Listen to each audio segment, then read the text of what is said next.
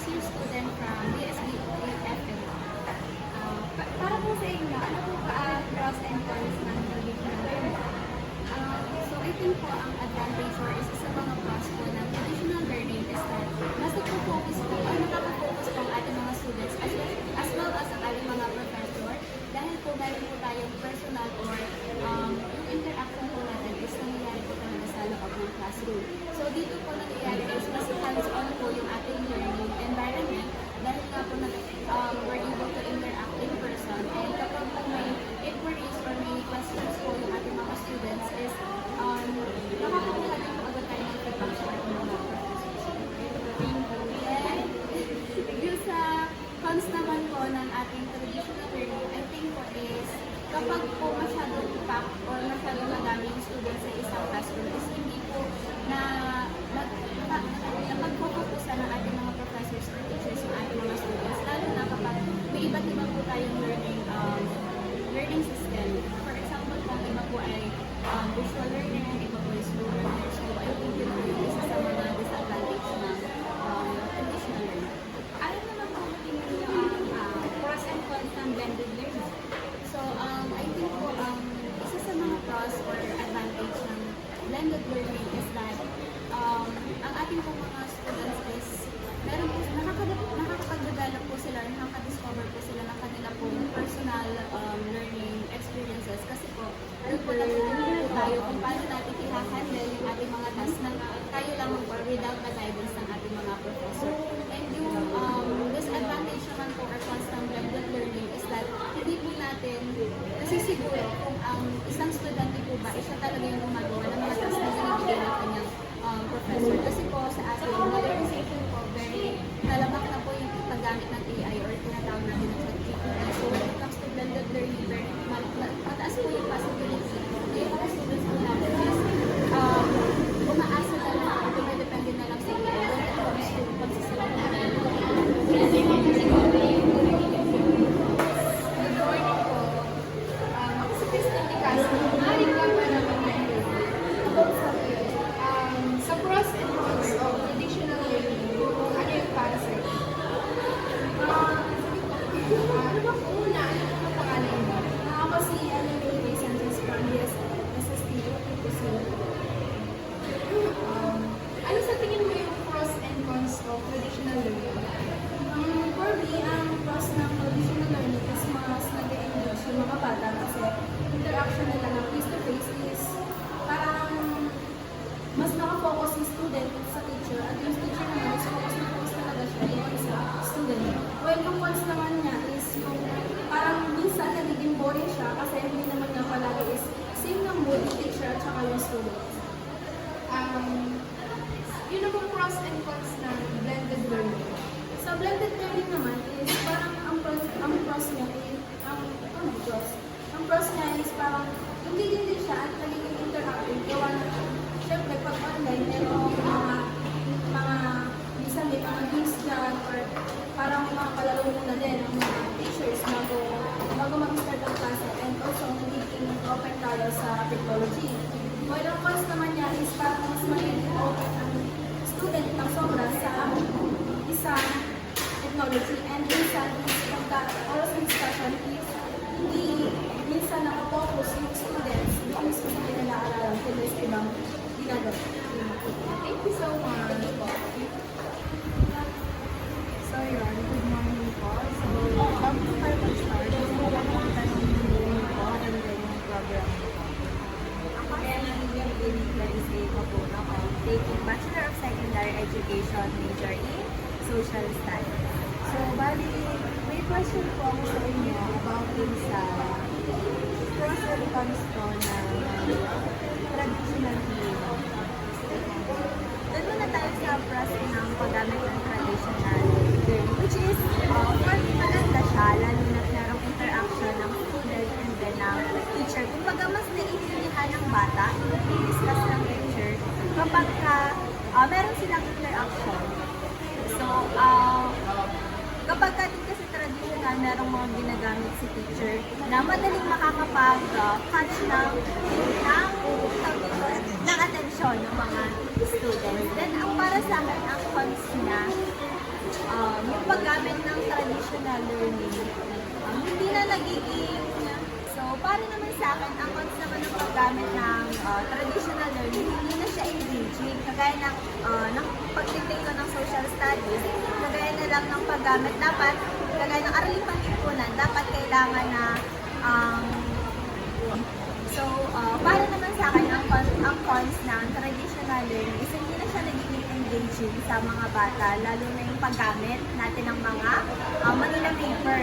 Ngayon kasi, gumagamit na yung ating mga teachers ng kung ano-anong makakapag-catch ng atensyon ng mga bata.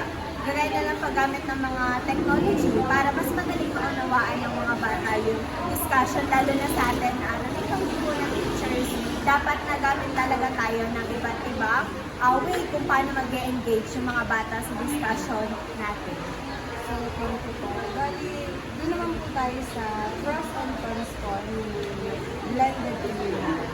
Ang blended learning, ang pros niya is maganda siya, nakakatulong siya lalo na sa sitwasyon, halimbawa ng isang lugar. Kagaya na lamang nung nangyaring pandemic. Napaka laki ng naitulong ng blended learning dahil kahit nasa bahay yung mga nasa bahay, tuloy-tuloy pa rin yung education, hindi natitigil. So, ang cons naman niya para sa akin, hindi lahat kayang i-afford ang technology. Then yung internet connection, lalo na yung mga nasa parking bukid, di ba hindi naman okay minsan yung mga signal. So, sa pamamagitan nun, hindi sila nakakasabay. So, ayun. Thank you po.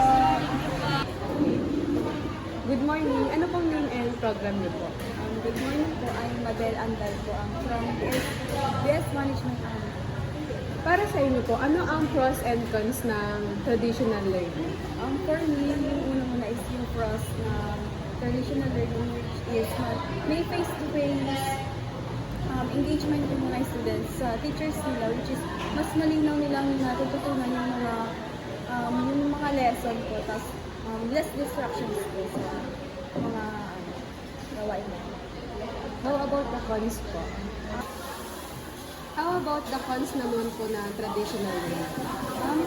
Ang cons naman po ng traditional learning for me is yung mga students na po ngayon is mas nag-engage po ngayon sa online, which is yung mga teachers din po is yung online learning po, kaya hindi po ganun masyadong nakakapag-focus sa traditional learning, which is yun na po, nag-distract po yung mga students is para kung hindi po sila masyadong natutuwan po sa Thank you po. In terms of blended learning naman po, ano po ang pros and cons po nito?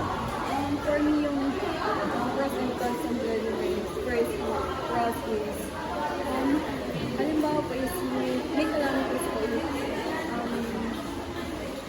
yung mga students po is no need to go to school para pumasok pa. Meron po tayong online learning po, so mas matuto sila and may access po sa internet and sa more information. How about the cons naman? Ang for cons po ng blended learning is hindi po natin masasabi lahat na yung lahat po ng students is may access na po sa internet. Minsan po kasi is wala signal ganito, ganyan. And hindi din po masasabi ng teacher na stable po yung internet nila. Thank you po. Good morning po, I am Christine Castro. Ano pong pangalan mo?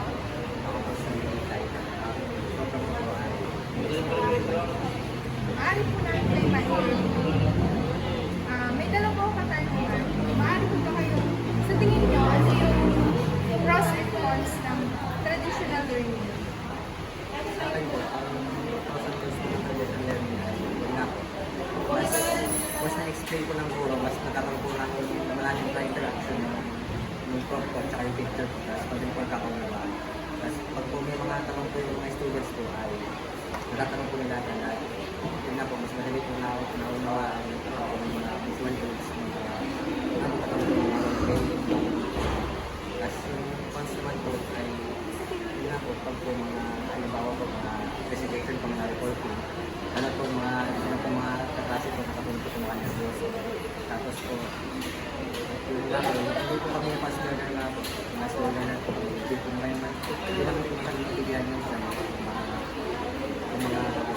tinatalen po ng teacher plan, kaya mas okay po sa amin sana yung take mo online learning po kahit paano yung papunta sa ilan, hindi ko masyadong nagtatanong po ng